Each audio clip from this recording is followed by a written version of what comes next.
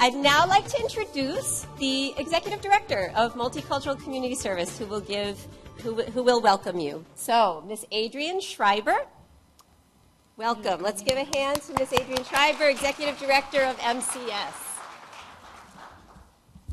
Bienvenidos, bienvenue, bon dia, baruch haba. I think that's all of my languages.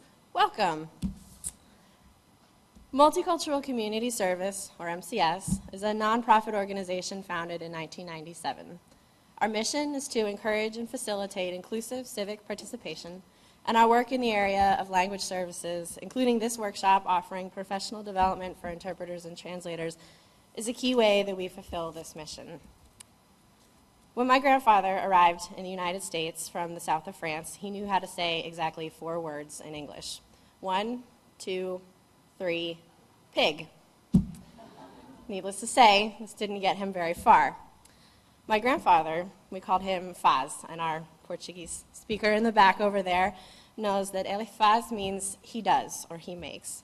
And he did indeed, instilling in his children a sense of pride in their rich traditions of their culture from home, while simultaneously fostering a passion for reaching out into their communities, each of them inspiring a continuing sense of togetherness, the tenets of which are so abundantly clear in the work of organizations like MCS. We are extremely grateful for this wonderful partnership with the Mayor's Office on Latino Affairs and the Inter-American Development Bank. I would especially like to acknowledge the important role that OLA has played over the years to support language and access initiatives, not only by supporting MCS interpreter training, but also by providing technical support in the areas of language access. We've provided training through OLA, represented here today by Roxana Olive, somewhere floating around, not here yet. Didier Sinistera, Dr. Cecilia Castillo, who I saw dancing somewhere, Jose Salmeron, and others. Thank you for being here and your wonderful collaboration on this important project. I would also like to acknowledge our friends at the Inter-American Development Bank who have made this wonderful facility available to us today and have provided assistance with program planning. Mr. Gerardo Martinez, Marta Estrellas, and Ana Maria Laveglia, and Luis Simon, who I think are all hiding backstage. You can say hello to them later. I also want to extend a special thank you to our staff at MCS, including Rosa Carrillo, our Director of Language Services, who I think knows every single person in this room individually, Orlando Almonte, who's been instrumental in organizing all of the technical support services, Abby Wall, over here in the corner, Jessica Fuentes, and Wandi Hirun Varanati. Thank you for all of your efforts to make today's program such a great success. This workshop represents a commitment by MCS to provide support for the DC interpreter community and for DC LEP residents who benefit from language services. It is these residents and their important needs that drive our critical service to the community. Again, welcome and thank you for joining us here today. We would now have a welcome from Mr. Gerardo Martinez, who is the Chief of Cultural Solidarity and Creative Affair Division here at the IDB, to give us a welcome. Mr. Martinez, thank you.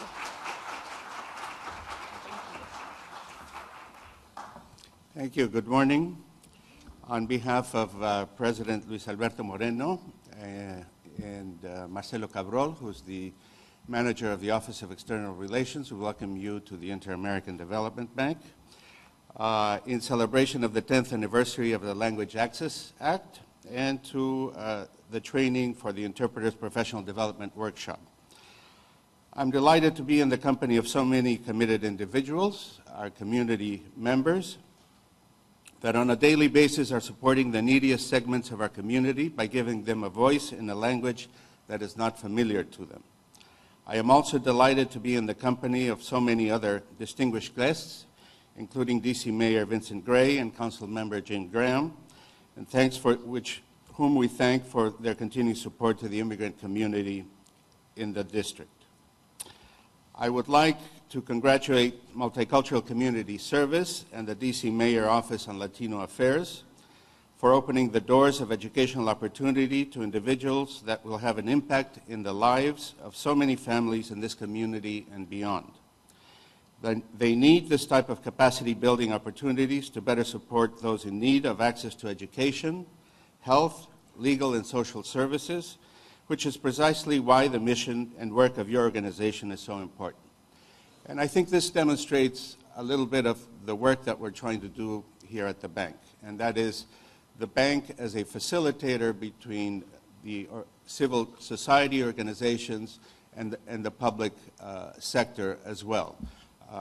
It's by bringing and working together the opportunities that we have and the resources that we have that we can better provide services for the community. We at the IDB are honored to partner with MCS and OLA and to serve as the host of this important training session as part of our commitment to support the Latino and Caribbean communities in the DC greater area. For many of us, including myself, this area is home away from home. We live and work here, our children grow up here, and all of us enjoy the benefits of this wonderful city. It is not only our corporate but our civic responsibility to be part of this community.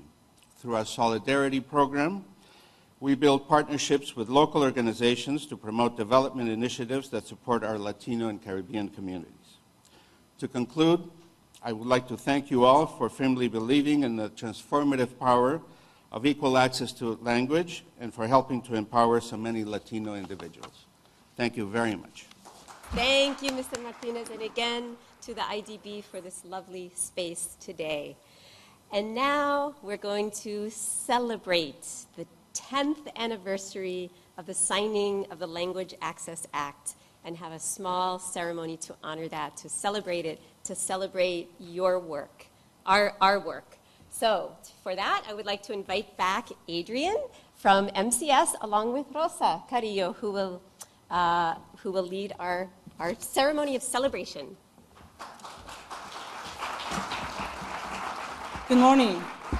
Today we stop and pause for a few moments to honor and to celebrate the anniversary of a landmark legislation that served the DC LEP residents. 10 years ago this month, then Mayor Anthony Williams signed into law the DC Language Access Act of 2004, which outlined a process for LEP residents to receive information and services in their own languages. This issue is as important today as it was back then, and we are happy to celebrate this 10th anniversary. I'd like to take a moment and acknowledge our special guests here with us today. Councilmember Jim Graham, who represents Ward 1 in the Council of DC. Monica Palacio, the Director of the DC Office of Human Rights. Winta Teferi, the Director of the Language Access Program with the DC Office of Human Rights. Don't think she's been able to join us today, but we'll thank her anyway. Ngozi Nemezi, Director of the Office of African Affairs. Same thing. Paul Uyahara from the U.S. Department of Justice in the Civil Rights Division, Federal Coordination and Compliance Section. He'll be here in a few minutes, apparently. Julie Koo, the Director of the Office of Asian and Pacific Islander Affairs. The members of the DC Language Access Coalition and the Multicultural Community Service Board of Directors. And now I would like to introduce and present this award to Mayor Vincent Gray. We are presenting this award on behalf of your support of the language access in the District of Columbia. Thank you for all of your hard work. Thank you very much.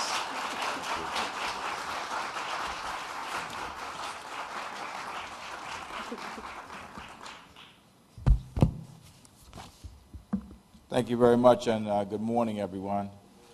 This is my third celebration of the 10th anniversary of the Language Access Act, and to me that says a lot about the importance of this piece of legislation here in the District of Columbia.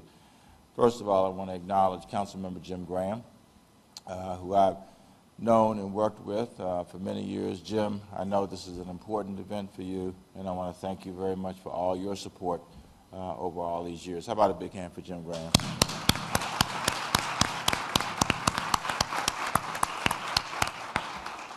I I want to thank Multicultural Community Services. I want to thank Roxana Olivas and the Office of Latino Affairs and everyone who dedicates herself or himself to promoting inclusion here in the District of Columbia. Again, it's been 10 years since the District of Columbia became one of the first jurisdictions in the nation to adopt a language access law that benefits individuals of no English proficiency or limited English proficiency. And frankly, while I don't know for a fact, I do believe it continues to be the most sweeping law in the nation around these issues. And while it certainly has obviously practical and technical benefits, it also has profound human benefits as well. It recognizes that if we truly want to be a great city, then we need to be an inclusive city. And certainly when people can communicate, it makes us far more of an inclusive city. I want to thank our Office of Latino Affairs, our Office of Asian and Pacific Islander Affairs, which had a celebratory event just a couple of days ago. I want to thank our Office of African Affairs, for the work that they do. And of course, Monica, I want to thank the Office of Human Rights for having this program in its midst. And before you became the director, you were the director of the Language Access Program. So again, how about a big hand for Monica Palacio?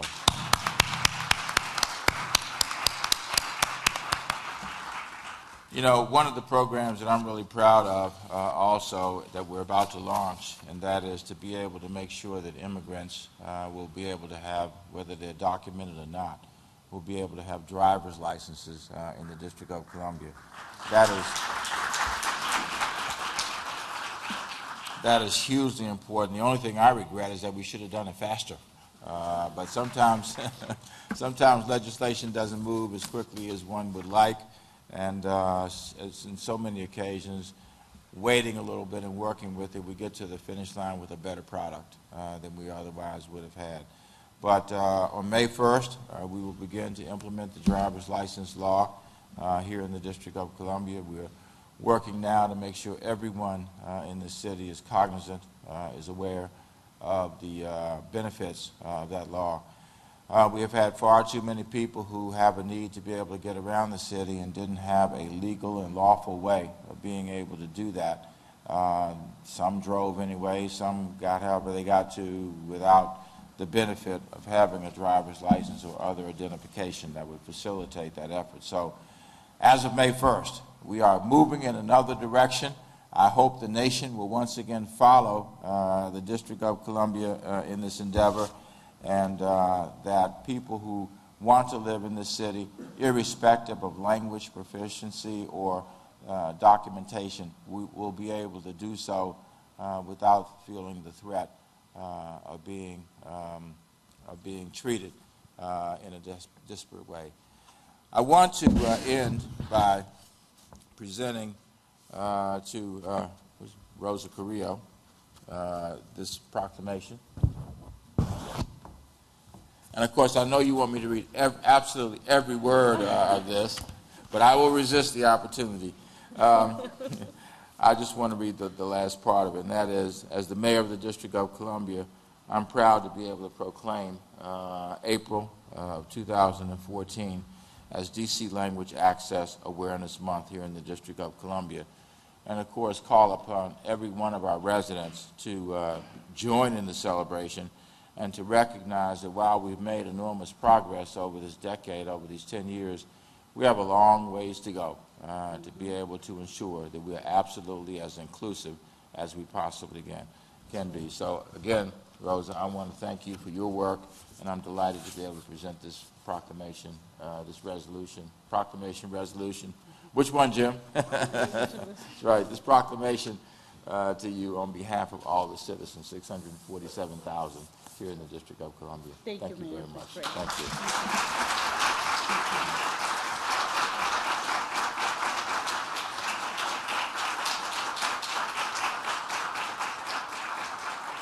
I would now like to introduce Roxana Olivas for some remarks from her. Roxana?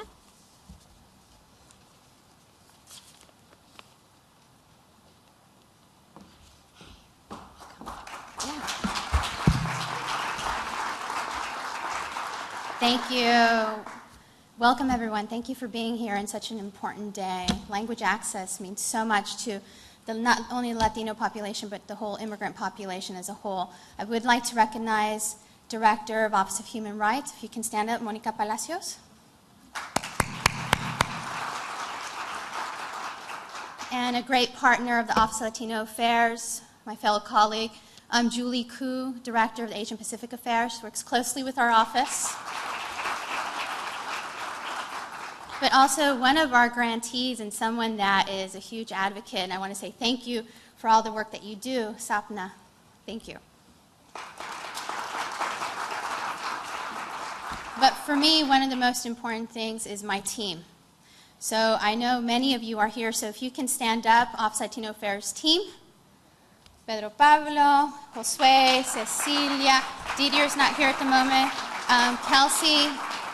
These are the individuals that work every day to make sure we're an inclusive city, make sure we follow the vision and the mission of the mayor of the one city. So thank you. Also, I would like to thank the mayor for making sure we have access to government services here in the District of Columbia immigrant population. Mayor, you've done the executive order to make sure we don't check immigration status here.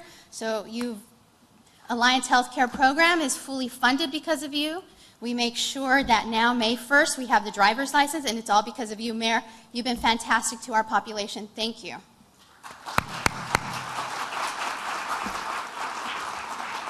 I would also like to thank, of course, Councilmember Jim Graham, that is a partner with the Office of Latino Affairs and an advocate as well. Jim is always fighting right next to us, making sure our Latino population has complete access. So thank you, Jim Graham. So thank you so much. One of the things that Office of Latino Affairs is to make sure programs like this are fully funded, making sure interpreters are fully trained. On a yearly, we partner closely with MCS, one of our grantees as well. So thank you so much for being here.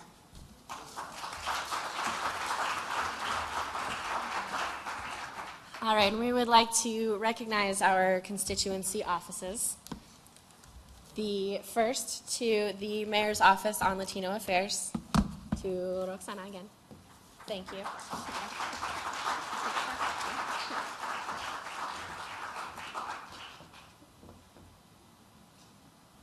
To Julie Koo for the Mayor's Office on Asian and Pacific Islander Affairs.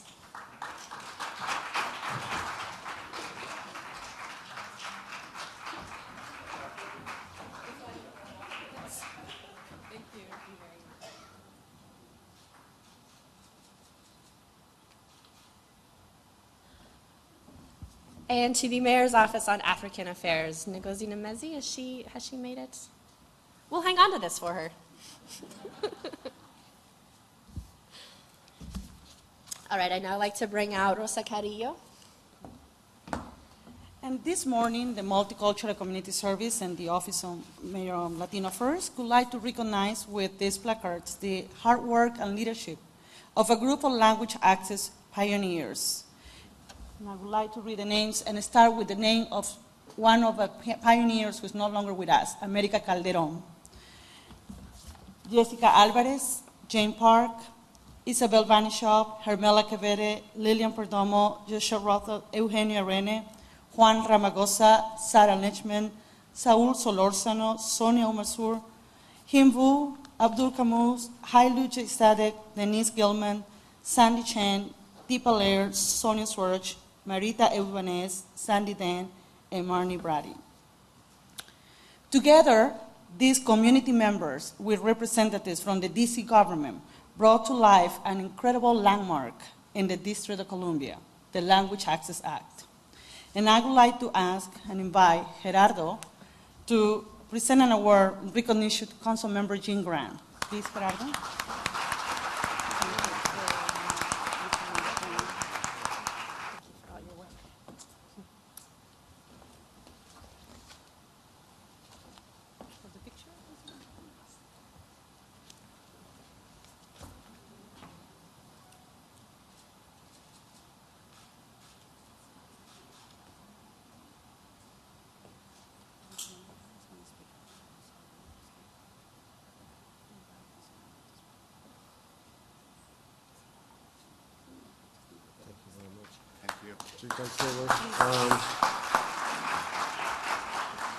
Thank you all very much, and I'm so glad that the pioneers of this law were recognized, because this, I happen to have been the one to introduce this law in the D.C. Council, but the law really came from the people. And those are the best laws, aren't they, Vince? They really are. And I just want to say that I came to the United States as an 8-year-old to a place called Hyattsville, kicking and screaming from Scotland. And we came here, my parents brought me here very much in quest of the great immigrant dream. And so this is something I've always identified with, because my parents believed that their 2 sons could do so much better in this country than they would in what we always called the old country in our household. And they were right. And so the experience that I have had with really achieving that dream through education, through opening doors, through graduations, through hard work, all of which was inspired by my parents, is the tradition and the background that I brought to the D.C. Council. So it's been a great privilege to represent the immigrant ward in the District of Columbia, Ward 1 being the place where most immigrants in D.C. live, and to represent them as to the best of my ability for as long as I have. I want to thank Vincent Gray for all of your great humanitarianism, which you have brought to your office, and it's been a pleasure working with each and every one of you. Thank you. Now, I would like to invite Roxana Olivas, Director of the Major Office on Latino Affairs, to present an award to the people and the pioneers, and Sabna is here to represent the Language Access Coalition.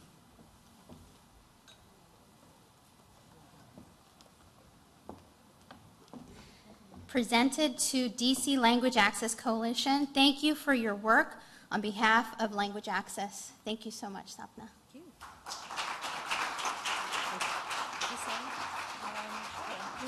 Okay.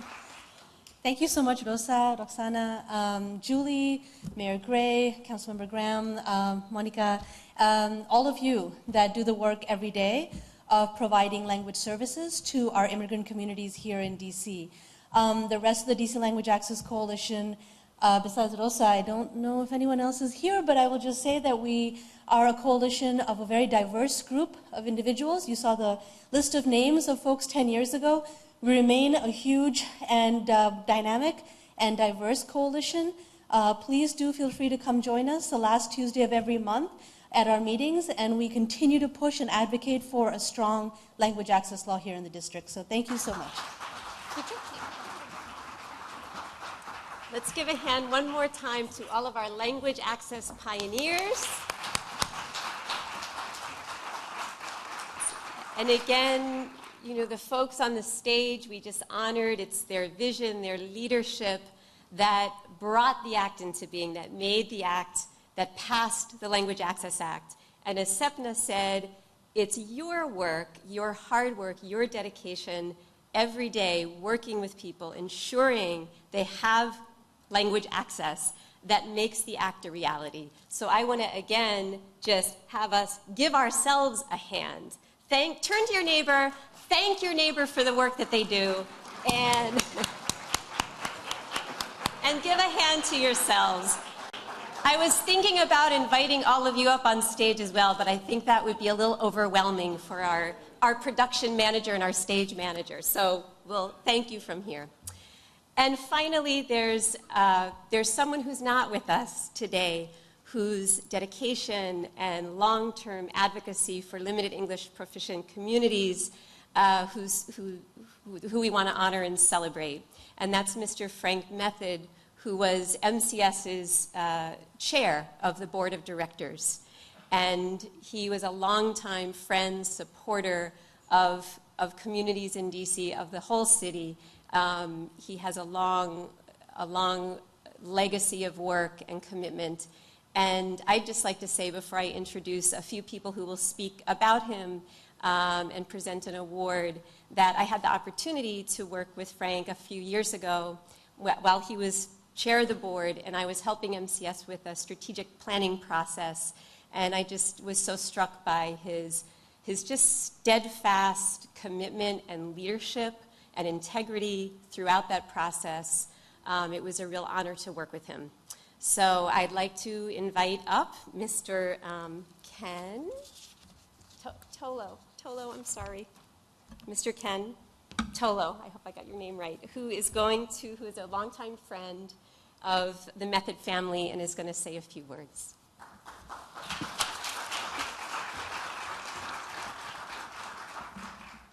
Thank you, Hillary, and good morning, everyone. I must, at the start, say that I'm very impressed and maybe a little bit intimidated by your language skills. After 50 years, my German and Russian has virtually disappeared, and I wish you all well as you continue your work in the community. I appreciate being asked this morning by the Multicultural Community Service to say a few words on behalf of Frank, who's been a dear friend and a colleague, along with his wife Bonnie, for several decades. Those of you here who knew Frank have your own memories of him and know the impacts of his life of service. But on the other hand, many of you may not have had the chance to get to know Frank very well. Nevertheless, as interpreters, you share with Frank a special commitment to the importance of language, in educating, in communicating with, and in meeting the needs of persons of all ages in your community. As I speak about Frank, you'll see on the screen behind me some photos of him, and as many of you know, he felt deeply about his family and community. And these photos show the importance to Frank of his wife, Bonnie Kane, their son Joseph, and the entire Method family. Frank was one of the most remarkable people that I've ever known, and his education and development service, both internationally and locally, was also remarkable. Briefly, during his 50 years of international education and development service, Frank was, starting in 1964, a Peace Corps volunteer, trainer, and then staff member in Nigeria. In the 1970s, he worked as a program officer at the Ford Foundation. In the 1980s and the 1990s, he was senior education advisor and division chief at the U.S. Agency for International Development, USAID. And parenthetically, let me state that among his many significant impacts during his time at USAID was the fact that he was one of the persons in the world who primarily responsible for bringing the benefits of education to every citizen in every society through his work on the still active global movement called Education for All. After his USAID work, he was director of the Washington, D.C. office of UNESCO, then senior advisor and director of the Education Policy and Systems Group at RTI International, and often throughout his entire life a consultant and advisor for education in Africa, Asia, Middle East, Latin America, and Europe. But important for us today is the fact that Frank was not only an internationalist, he was a Washingtonian. During more than 30 of his 50 years of service, Frank lived with Bonnie and Joseph in Mount Pleasant. In this neighborhood, as well as district-wide, Frank and Bonnie always were active in DC education and community development. Through MCS, often, and also other organizations. And it's significant that this was not for their own benefit, but for the benefit of DC children, youth, families, and communities. Our thoughts now are with Bonnie as she continues the work in DC on which she and Frank partnered for so many decades. What kind of a person was Frank? It's hard to describe Frank quickly, but let me make an effort. He was infectiously enthusiastic. He was relentlessly honest. He was witty. He was deeply respected, and he was caring.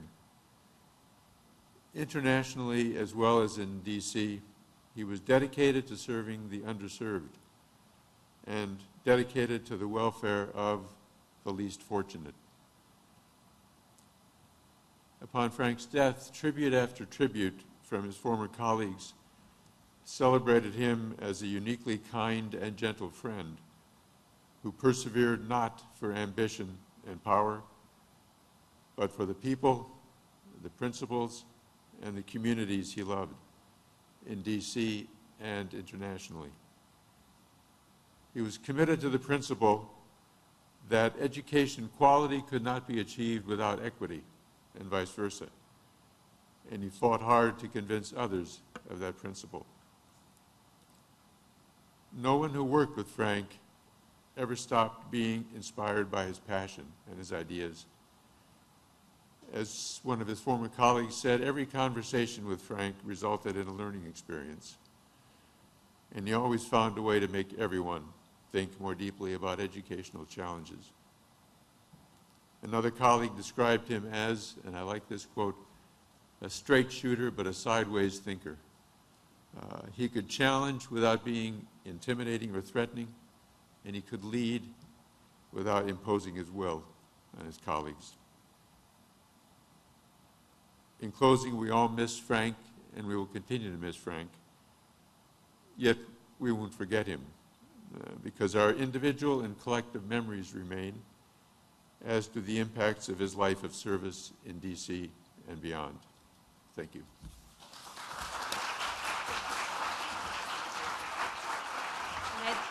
Thank you so much, Ken. And I'd like to ask Mr. James Preston, the Vice Chair of the MCS Board of Directors, to the stage to present an award to Frank's wife. Good morning. Before we make another tribute, I would like to share a personal tribute about Frank, who I nominated to become chair of MCS.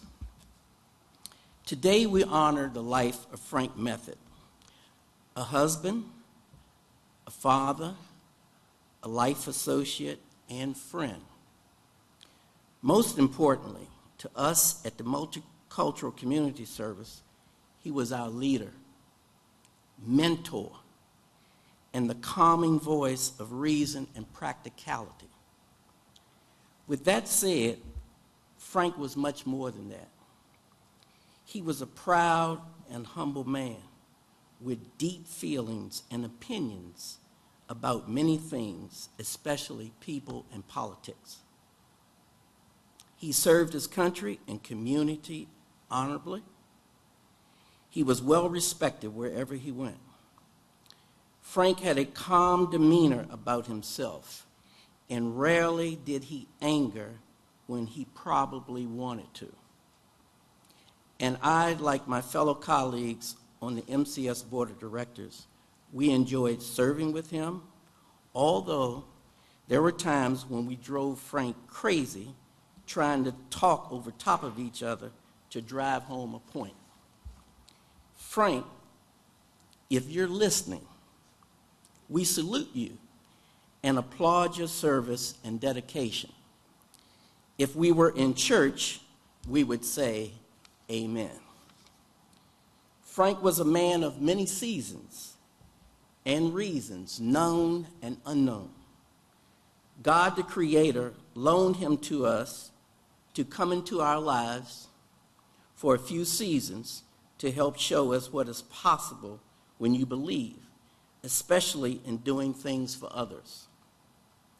Frank Method believed in himself, even when he experienced some doubt about what he envisioned. After all, he was human. If Frank liked you, you couldn't ask for a better friend.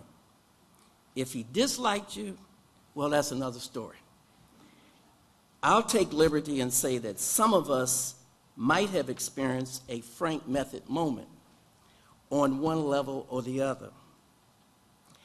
Abraham Lincoln said, Every man is born an original, but sadly, most men die copies. I'll say that Frank Method left us as he came in, an original. If we examine Frank by the words of Douglas Mallock, good timber does not grow with ease. The stronger the wind, the stronger the trees. Like many of us, we saw Frank resist the force of adversity at trying times in his life when the winds of resistance tested his mettle, but he overcame in spite of. He wasn't a whiner, even when he knew his final days were upon him. As I conclude, join me as we etch these words in our memory of Frank Method. Impossible is just a big word thrown around by those who find it easier to live in a world they've been given than to explore the power they have to change it. And we all say, amen. I think I have an award now. Lonnie? I believe it's this one. Yes.